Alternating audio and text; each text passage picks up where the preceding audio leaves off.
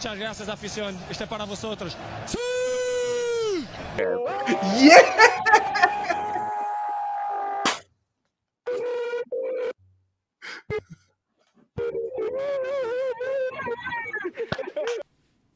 How good's that? How good is that? How fucking good is that? I don't even know what to say. Carlton, round 1 winners against the Richmond Football Club.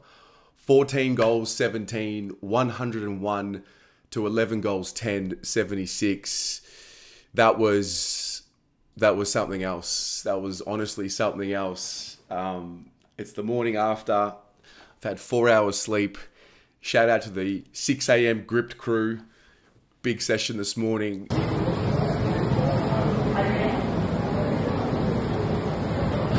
We're back at Swagger, baby. That's the culmination of everything we want to see, really. Welcome to the round 1 review, the first one for season 2022. If you're new to the channel, welcome. You're in for a ride. Welcome to the club. Make sure you hit that subscribe button. If you've been here for a while, you know exactly what this will be. I just can't wipe the smile off my face. That was a remarkable evening at the football, and that's really what it's all about after such a poor 2021 and such a hard 2021 to watch and to be around and to support. You know, it almost seems worth it knowing the changes that happened and the work that was put in the off season. And you know, the preseason looked good. It did. It looked good, but we weren't sure if it was going to translate. But it did. It really did. My experience yesterday was just one of pure joy and ecstasy. To be honest, the nerves and the real feeling of the game didn't really kick in until I opened the front door and realized, oh my God, I'm on the way to the footy. I'm going to the footy. We're going. Here we are. Getting on the train, just feeling everything, hearing everything, smelling everything. You know, you touch on your Mikey, you get to the game nice and early. You see the smiles, you see the nervous energy. You sit there in your seat.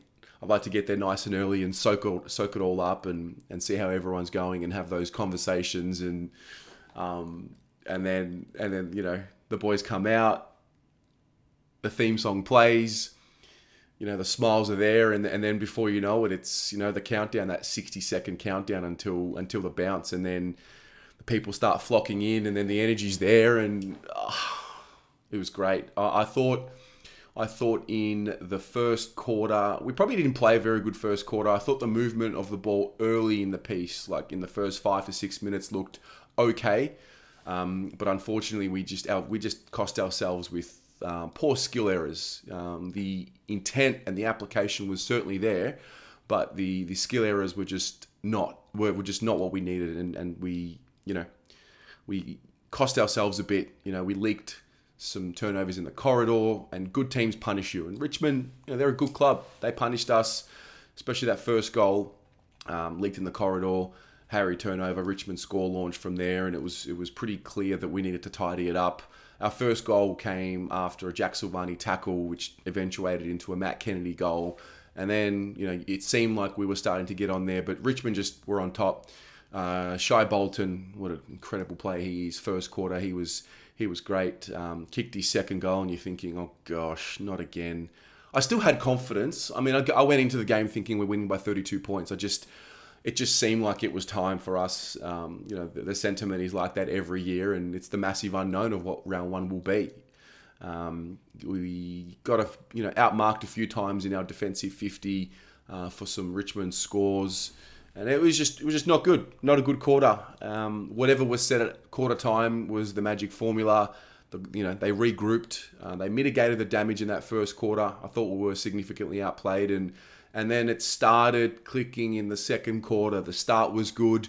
It all really kicked off with the handball running game, and that is something that was really evident last night, and that's something that we have clearly changed up with the way we move the ball. It's not just get the ball in space and get it on the boot as quickly as you can. You know, we're running in waves, and we're looking for the next player to run on the overlap, and it all started with the Patrick Cripps goal. Corey Durden could have probably marked it and took the goal himself, but unselfishly let the skipper kick the first goal. And I think that got us going, because the very next moment was the important one of the many important moments of the game. But Cripps lines up from a set shot, takes a mark after a beautiful kick from Mitch McGovern. And then you think, or I'm thinking, okay, well, these are the types of set shots that he has been missing over the last, 1 or 2 seasons. He dobs it, the confidence starts coming back. You can see the belief in the group starts kicking off from there. And then, I don't know, I got goosebumps just thinking about it, but Sam Dougherty. There's so many storylines about last night. So many storylines, but none have more of a life impact than what Sam Dougherty's goal meant for us, for him, for his family. And, from that moment, we were up and about, and you could see the surge start coming. And, I got nothing but praise for him. He was absolutely sensational. He had 25 odd or 26 disposals. He went at 96 disposal efficiency, cleaned up very well, and did his thing, and got the goal as well. And, everyone was on their feet. I feel like the applause for his goal lasted a good, 60 to 90 seconds. It was just great, and the emotion started kicking in, and it was a great quarter. It was a great response. You get to halftime, you go out, your nervous energy is right there, and I'm thinking, okay, well, it's a tale of 2 quarters. Didn't start very well, but we're just as good in that second quarter as what we were poor in the first. And you don't know what's the third quarter going to bring. Tigers got an early shot on goal after another turnover. The pressure was good for us. We just kept fumbling and just sort of getting 90% there, but just not finishing, and getting a reward for our effort. Bolter kicks a goal in that third, and I'm thinking, we just keep getting punished. And, I just kept the belief that this was our night and it was going to turn around. And it was a solid quarter from us. And then the fourth quarter comes around. I think when Bolton kicks his third and they go up by, I think it was 21 points, couldn't really believe it. I really couldn't. I'm sitting there, head in hands. I'm thinking, is this really going to happen again? Is it really going to happen again? And listen, to the group's credit, they just stuck at it. It was ticker. They just stuck at it. They chipped away all game. And I think it was a Corey Durden goal from a scrimmage. He laid a tackle, got up in the second effort, third effort, and then just toe-poked a goal against the grain, against the flow of play. We got another one quickly, and you started feeling it coming. They started getting more on top of possession, winning it throughout the middle. I thought Tom De Koning's fourth quarter was phenomenal. It was great. I wasn't sure about playing both he and Pito. I wasn't sure what Tom's fitness was like, but the ability to have him relatively fresh for that fourth quarter, because Pito's in the team as well, allowed his athleticism to shine through late in the game. And, I just have nothing but praise. I think Jack Martin kicks a really important goal after a pretty quiet game, but in the fourth quarter he lifted. I thought Zach Fisher lifted, Adam Sard as well. After the Jack Martin goal, I think the Zach Fisher goal, getting carried away, but I have not heard a roar like that at the MCG since Judd's goal in 2013. And I genuinely mean that. That was just when you felt like, oh my God, all right, we're in front, kicks another one. It wasn't necessarily the sealer, but it was definitely a feeling of, oh my God, they're going to keep going with it. And I was just confident we were going to run them off the park. And we did. And we did. And yeah, I'm so happy. I'm so proud. That's what you want. If we're bringing that sort of effort and application week to week this season, we are in for a treat of a year, an absolute treat of a year, and full credit to just everyone involved. The difficulties of last season and what it must have been like to sit with that in the off season, reminded of it constantly, of the 13 or 14 week review, coaches sacked. The players build really strong bonds with the coaches, and to have their jobs taken away from them, bring in a new group, and fans disgruntled, not happy, lashing out, emotional, and to have that performance was just brilliant. And I think for a good chunk of our supporter base, a lot of it was riding on what we would do in round one. You know, there's a lot of people that have hope and optimism and back him in. I'm definitely one of them. But at the same time, I was also thinking we're not really going to have changed until we beat Richmond in round one, because it's a mental block. And it's been a mental block for many years, 11 straight games. You know, we have not won a round one game since 2012. In actual fact, we haven't won a round one and round two game since 2012. So ultimate elation, and it just feels so good to be talking like this, to be talking with pride about them. And, you know, just full kudos to them. Thought the engine room of the Carlton Football Club, they did not stop, all of them. The votes are going to be impossible. You almost have to have the quartet of Cripps, Chera, Hewitt, Kennedy in your votes, I think. You know, Corey fucking Durden, mate. Hello, welcome.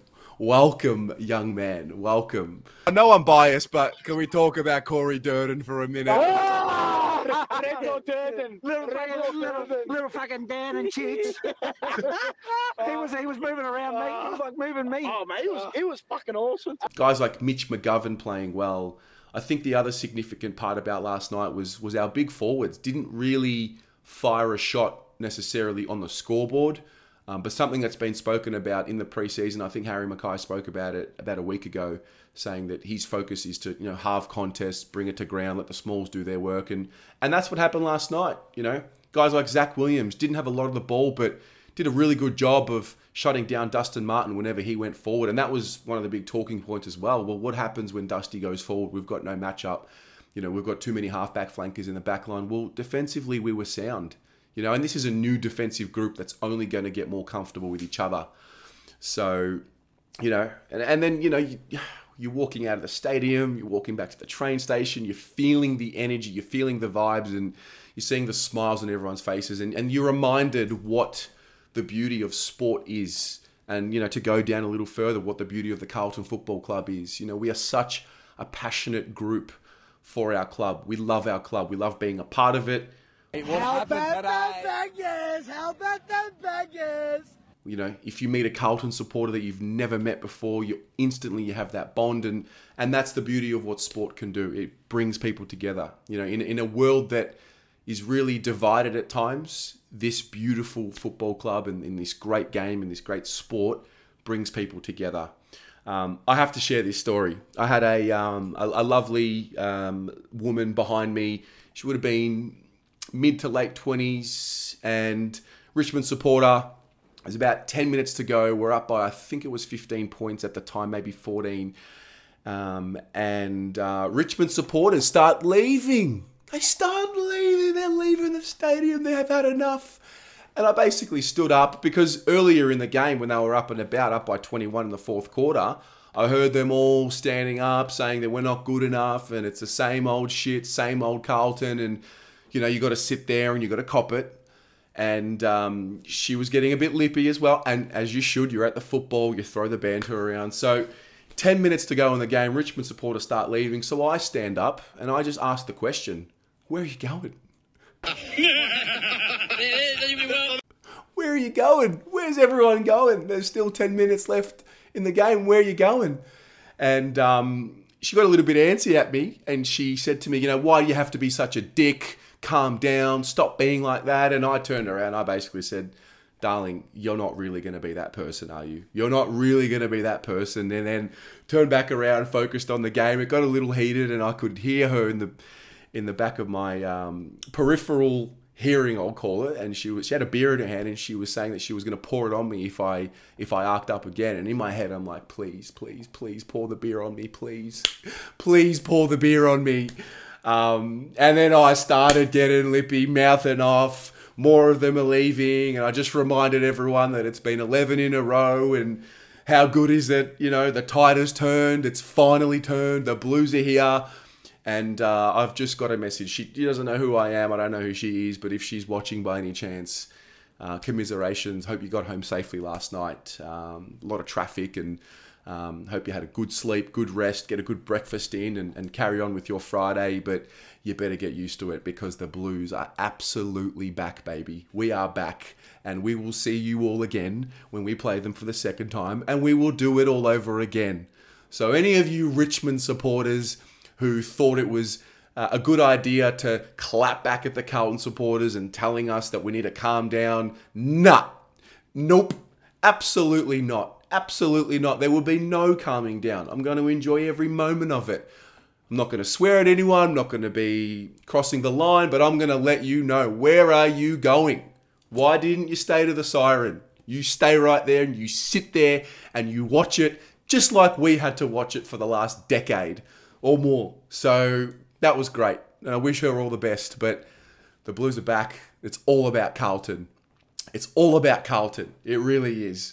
So that was a really good story. And that's part of the footy, the banter, and you get salty fans, and, you know, at the end of the game, it's all good. But, you know, in the middle of it and the heat of the battle, you're throwing your little jabs at each other, and it's all done in good fun, and it's all done in jest. So that was a great story, and I hope she's watching. I don't know what her name is, but I hope she's watching. And listen, if you can't handle me saying where you're going, you got a long year ahead of you.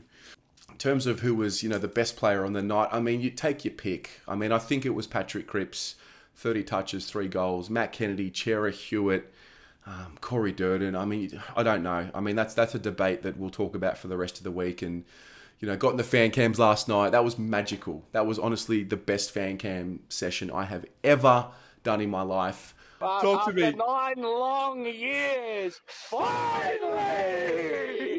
And it's just a testament to, you know, all of us that show up week to week, you know, month to month, year to year. And, you know, we're so engrossed in this club and we love it so much. And it means so much. This football club means so much. It's not just a sport. It's a family. It's a community. And, you know, we've been just waiting for it to happen. Now, has it happened? I don't know. We've got a whole season ahead of us. It's round 1.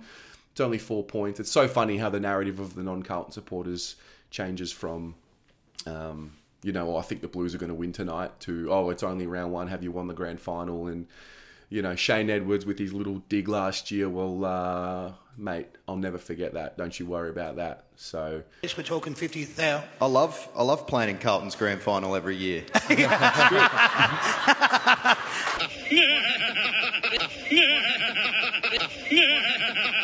He who laughs last laughs the loudest, I will say. So, I don't know, that's kind of it. I've left so much to discuss in this video, but I want to turn it to you. I want you to let me know in the comments below, or let us know in the comments below your experience. Where'd you watch the game? What your thoughts of the game were, and we'll have a good discussion in the comments. Hope you enjoy your Friday. Hope you enjoy the rest of the week. It's a massive game next week against the Doggies, and finally we get the monkey off the back. And I think that's the other important point I want to touch on before I finish. It's that what the win does. Yes, it's one game. Yes, it's 4 points, but you got to get the early win to build the confidence, and that is something that you can build off. You know, we've been talking about it for years. Just win round 1. We, the fans, will carry the momentum as well. You could see in the fourth quarter they got better as the quarter went on. The crowd got louder and louder, and you could see they feed off it. And they talk about it as well, and they confirm that. And it's so good. It's so good. Oh my gosh. Oh my gosh. So I'll leave it there. I want to hear from you. I want to read what you have to say. We'll chat about it in the comments. And as always, go the Mighty Blues.